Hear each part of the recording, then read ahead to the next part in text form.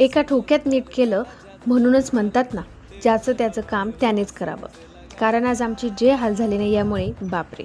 आज आम्ही बाहेर गेलो होतो. आता हा गणपती जेथे आहे ना, तेथे तुम्ही गेला असाल तर हे लोकेशन तुम्हाला नक्कीच माहीत असेल. इतकं ऊन होतं पण गरजेचं काम होतं म्हणून जावंच लागलं. आणि असा एक सिग्नल गेला नाही की तो आम्हाला आडवा आला नाही. प्रत्येक सिग्नल पार करत करत जागेवर पोहोचलो.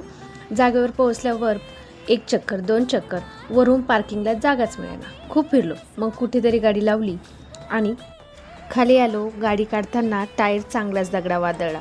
तेवढं करून पुढे गेलो तर भूक लागली म्हणून आईस्क्रीम खावं म्हटलं तर पाहिजे तो फ्लेवर भेटलाच नाही. तेवढं करून पुढे गेलो तर टायरची पूर्ण हवा गेली जागेवरच, म्हणजे टायर झाला पंक्चर. त्यासाठी गॅरेजमध्ये गेलो. तो इतका वास येत होता कसला तरी, तर इतकं डोकं उठलं. त्यापुढे जाऊन काहीतरी खावा म्हटलं का जिथे थांबायचं होतं तो शॉप अजूनही बंदच होता. मग काय इतका मूड गेला की येतानाची क्लिपसुद्धा घेतली नाही. डायरेक्ट घरी भाजी चपाती खाल्ली.